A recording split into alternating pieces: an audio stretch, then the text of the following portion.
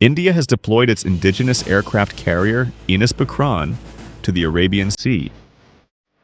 According to defense sources, the Navy is steadily bolstering its presence across the region. The Indian Navy declared, "Fueling the maritime might, no mission too distant, no sea too vast." Indian Navy remains deployed at sea in a credible deterrent posture to respond decisively to any inimical action by Pakistan or Pakistan-based terrorists. In the early morning hours of May 7, 2025, not long after India launched its crossbow strikes, something strange happened in Karachi. Nothing. No ships left the port, no Pakistani F-16s scrambled, no retaliation orders issued. Because while the world was watching the Brahmos missiles fly its first mission, the Indian Navy was already in position, silent, mobile, and parked menacingly close just outside Karachi port. Pakistani vessels sat locked in their own harbor, surrounded by sonar shadows and radar ghosts, knowing full well that if they moved, they would be done. It wasn't a warning. It was the first use of the doctrine of cold start, and it worked. That morning, Pakistan's fleet found itself bottled up inside the choke point that is Karachi port or trapped in coastal harbors. Commercial shipping stalled too. Karachi port, the nation's economic and naval lifeline, sat under a quiet, watchful siege. India hadn't fired a single missile at the Pakistanis. They didn't need to. The message was loud enough without the explosions. Unlike their opponents, the Indian military has been steadfast in their respect for non-combatant life. We tested and refined tactics and procedures at sea during multiple weapons firings in the Arabian Sea within 96 hours of terrorist attack. The aim was to revalidate our crew, armaments, equipment, and platform readiness to deliver various ordnance on selected targets precisely, said Vice Admiral Anne Premode. The warning was simple. We're here. We're ready. And if you retaliate, you will lose your Navy before breakfast. This was a textbook execution of India's cold start doctrine at sea. India didn't wait to mobilize or engage in weeks of dangerous back-and-forth escalations and warnings. By the time Indian missiles were flying in Operation Sinandor, the Navy had already closed the noose. The Navy's carrier battle groups, surface forces, submarines, and aviation assets were deployed at sea with full combat readiness. Surveillance drones and satellite feeds tracked every movement inside Pakistani waters while Boeing P-8I patrol aircraft looped across the Arabian Sea, their radar nets sweeping for signs of life. The Arabian Sea had turned into a chessboard, and the Indian masters were playing a hyper-modern opening.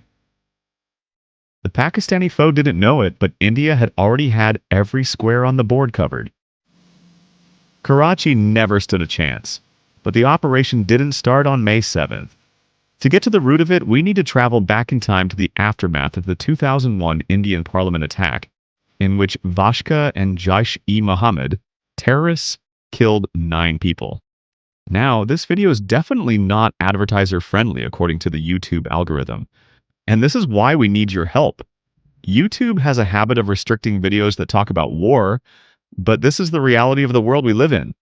So if you can do us a big favor and hit that like and subscribe button down below, it helps out the video tremendously. We appreciate you. During the 2001 crisis, India mobilized every branch of its military. But it took 2 weeks to prepare. By the time the army was ready to strike, international pressure had mounted and the opportunity had evaporated. In the years that followed, Indian defense planners began developing a new doctrine built on speed and forces that could be activated at a moment's notice. It became known as Cold Start. While the army developed integrated battle groups to strike across the border, the Indian Navy quietly reshaped its own doctrine to mirror that readiness at sea. The focus shifted to carrier group mobility, submarine stealth, and better real-time intelligence. By the time Narendra Modi's government began accelerating military mobilization, the Navy was already postured for rapid response with Brahmos-equipped destroyers, stealth frigates, submarines, and the mighty Vikrant, all of them under the GSAT-7 Rook mini satellite, and all of them pieces of a maritime cold start. It was the culmination of years of preparation to strike quickly, contain escalation, and control the Indian Ocean battle space. So, on April 22, 2025, when Pakistani terrorists opened fire on Hindu pilgrims in Pahalgam, Kashmir, killing over 30 and wounding dozens more, the response wasn't delayed. According to survivors, the attackers separated the group, letting the Muslims go and executing the Hindus. Some killers got away over the border like usual, but this time India began preparing immediately, deliberately. Fighter jets went on alert while missiles were readied. A naval task force shoved off into the Arabian Sea and Operation Sindoor was underway, and by the early morning hours of May 7th, 36 heavily armed ships in the Indian Navy were parked outside of Karachi port. Pinned in the harbors and shallow waters just off the coast, the Pakistani fleet could do nothing but watch. Intensely wait. Neither side fired a shot during the 3-day siege, but that didn't stop the misinformation train. As the standoff continued, claims that the port had been attacked continuously popped up on Muslim social media. Bengali news channel ABP, Ananda even aired a clip of an airliner crash in Philadelphia, claiming that the airport had been hit. But in reality, the Indians had forced the Pakistani Navy into a corner, and what could have become a battle stayed tense but safe until the May 10th ceasefire. But the propaganda didn't just cut one way. Indian media outlets like India Today, Aaj Talk, TV9 Bharatvash, ABP and Z News declared that the Indian Navy had attacked the Karachi port too. However, those reports were contradicted by live reporting from Pakistani news and social media sources shortly after they were made. Also on May 11th, Indian Navy Vice Admiral Ayan Pramod said that Indian Navy warships would remain deployed in the northern Arabian Sea in a decisive and deterrent posture, with full readiness and capacity to strike select targets at sea and on land, including Karachi, at a time of our choosing. But he never mentioned that the Navy had carried out an attack. The reporting around the entire event on both sides? Ridiculous.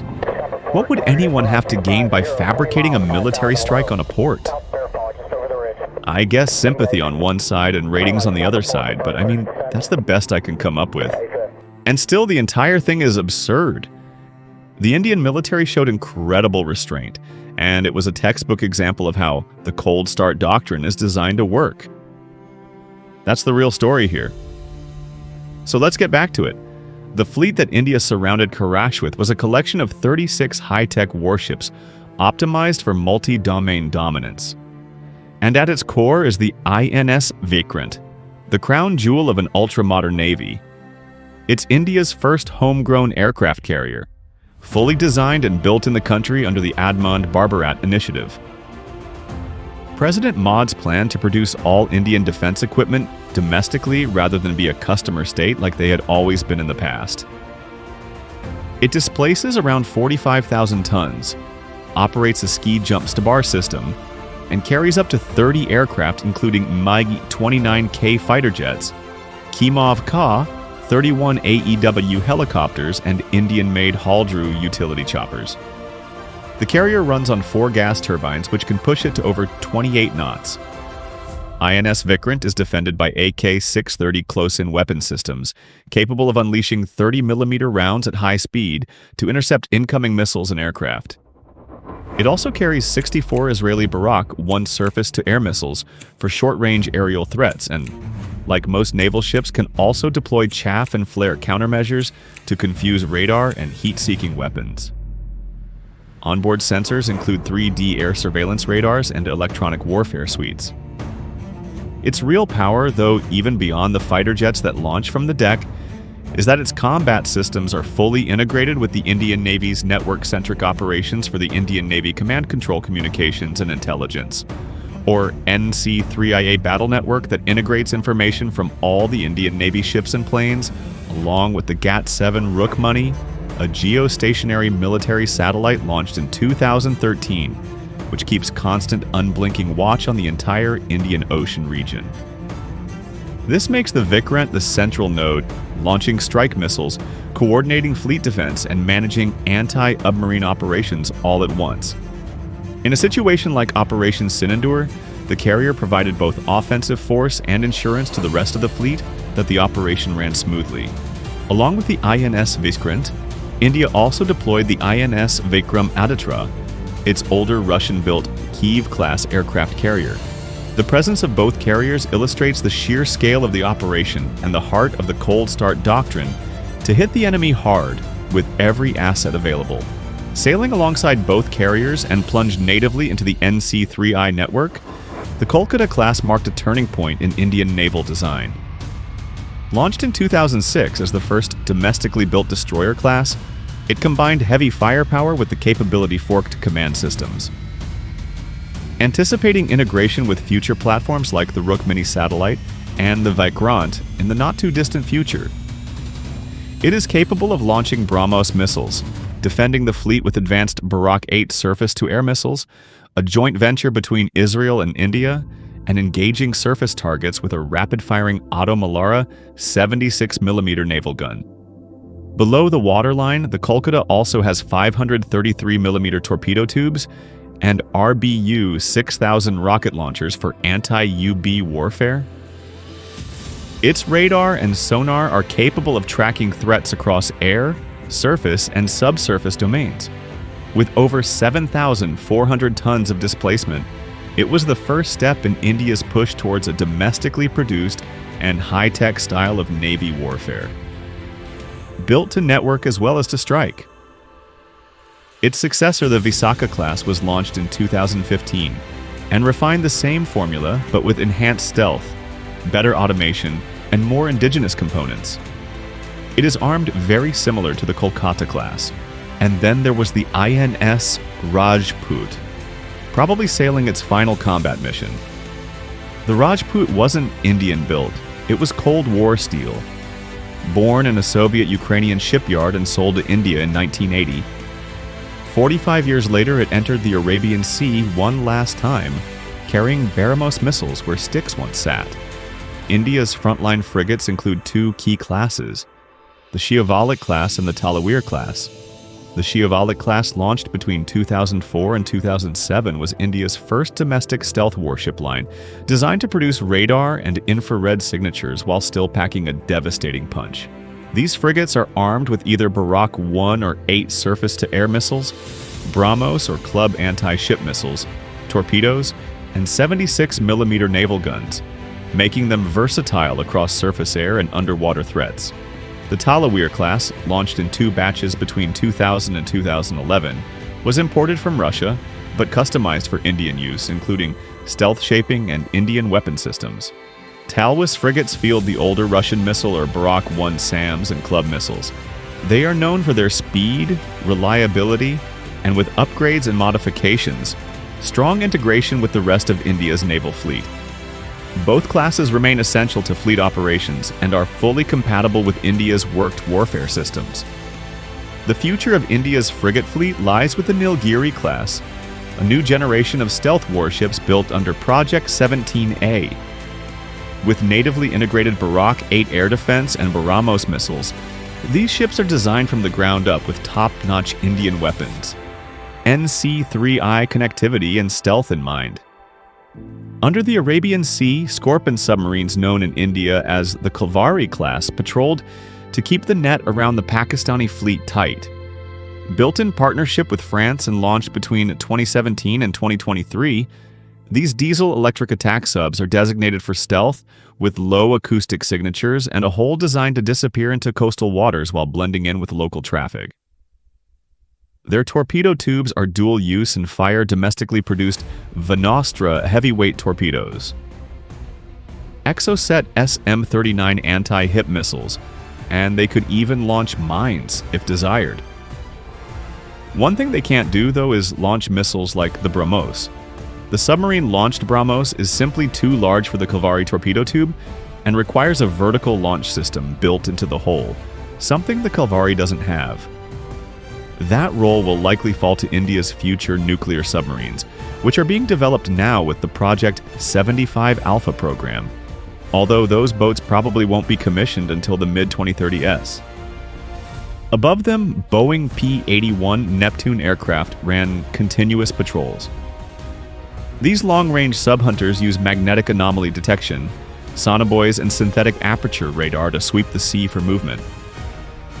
Like every other piece of equipment in the Indian Navy, they are also coordinated with satellites and drones as part of the NC-3I system to monitor Karak's naval infrastructure, tracking the enemy and watching them from above. Flying off the deck of the INS Vikrant, the MiG-29K brings sharp edges and old-school aggression to India's modern fleet. Originally designed in the Cold War, the platform was rebuilt for carrier life. Reinforced for hard landings and given wings that fold, it carries 77 missiles, the Russian equivalent to the United States, ATSII-120AM RAM, and the R-73 for closer engagements, along with precision-guided munitions and anti-ship missiles. And I'll be honest, this is my favorite part because the MiG-29 is one of the most iconic planes ever put in the sky. There's a sort of menacing elegance to its shape, especially around the cockpit that's always excited me. Like a kid with a Lamborghini poster or Fair on his wall. It's beautiful. But what's really beautiful is how the operation went off without a single civilian casualty. That's the beauty of the cold start doctrine. Strike fast like a Lamborghini, hit hard like in MiG-29, and then leave smiling like Farrah Fawcett before your enemy can decide how to react. Not just a missile strike for the sake of it, but to send the message that India doesn't need to escalate to win because they know they shouldn't. This message wasn't just for Pakistan. India didn't launch Operation Sindoor in secret. They launched it for the entire world to see, and with the full force of a rapidly improving Indian military capability. Carrier groups trained and deployed in days, drones in the sky, satellites overhead, Indian missiles screaming across the border, and no apologies. Because with the precision of the strikes, none were needed. When terrorists murder civilians, they don't require an apology. That's what puts the restraint of the Indian military in such stark contrast to their opponents. But at the same time, India is tired of being pushed around by terrorists. And the world watched a firm, final, but ultimately measured response with missiles flying into terrorist camps and Pakistani's largest port in Karachi completely cut off. What did the Pakistani response consist of? At first, just more of the same. Drones, denials, and on May 8th, Pakistani's Defense Minister Khwaja Af stated that the threat of nuclear war with India is clear and present. What was clear and present was the truth. Modi had called their bluff.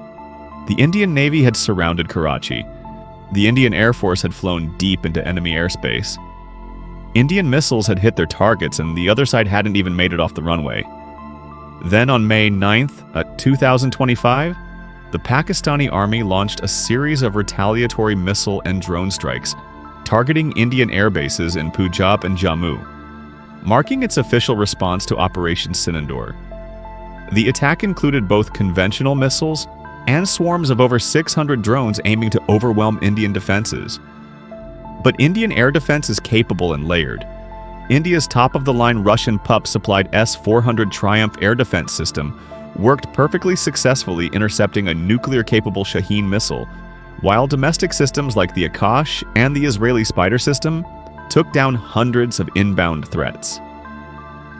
Indian-Israeli Barak 8 missiles on board naval vessels also played a role in securing key coastal and airspace corridors. Nearly all the Pakistani projectiles and drones were intercepted before impact, with minimal damage reported on the ground. Announcing the maturity and level of sophistication of India's multi-tiered air defense grid, and the failure of Pakistan's attempt to regain initiative. It is the happiest day of my life seeing my baby work so accurately and beautifully in shooting down incoming enemy aerial targets. An elated Dr. Prada Ramaro, developer of the Akko, said following the attack. He said he had tears in his eyes when he saw it worked beyond expectations, engaging incoming targets effectively. The following day, on May 10, 2025, less than 24 hours after Pakistan's missile and drone assault, India launched a second wave of precision strikes. But now, the targets weren't terrorist camps. They were military assets deep inside Pakistani territory. Using a combination of air and ship-launched BrahMos missiles along with other precision weapons, India struck airfields, radar sites, and weapon depots. The operation demonstrated not just reach but self-control again, resulting in only military destruction with no civilian casualties, and again highlighting the difference in the approach to combat and the value of human life between the two sides. Unlike India, Pakistan was unable to defend itself and suffered damage at key sites. Even the Sheikh Zayed airport was hit, leading to condemnation from Pakistan and its allies, but the airport houses and supports military equipment and operations. So under international law, it is a legitimate target, underscoring Pakistan's lack of commitment to protecting its own civilian infrastructure. For decades, India has lived under the shadow of Pakistani nuclear rhetoric. Every provocation from across the border came with the threat, spoken or unspoken, that if they retaliate, they risk escalation to the point of no return. That's been Pakistan's play for years, to hide terroristic and internationally unacceptable behavior behind the threat of nuclear war. But Cold Start was designed to beat that game by being quick to act and precise. This wasn't like 2001 when the United States rallied half the world and declared war on jihadism and then fought for 20 years. This was the execution of smart doctrine, limited military action, giving the enemy a quick bloody nose and then leaving the field. And it worked perfectly, and that puts India in a very different place than it has been. The same country that once absorbed blows and then entered into Islamist back-and-forth mind games now strikes fast and hard, leaving no question what consequences are when attacked. The same country that once bought its weapons now builds them. No longer beholden to international backlash, India is free to hunt terrorism down precisely and swiftly. If you're watching this from the outside, whether you're in Beijing, Thrawn, or Washington, Operation Sinandor should have caught your attention. Because in addition to displaying overwhelming military force and world-leading technology, the Indian military demonstrated a new pattern that the new India isn't going to be bullied by bad neighbors and then be told not to react. And the navy that they've built and continue to develop is a key symbol of that. Hand in hand, with Cold Start, India's modern naval posture is anchored in the larger national strategy of Admani Barbar Bharat, or self-reliant India. The drive towards self-reliance in defense manufacturing. Under this doctrine, India is expanding domestic production of everything from destroyers and submarines to missiles and satellite systems. And if Operation Sindoor is any indicator, it's working very well. India is building a navy capable of projection and defense in a part of the world with high stakes and no room for error. It's a call out to Beijing as much as it is to Karachi. Now, if you attack India, there will be a steep price to pay.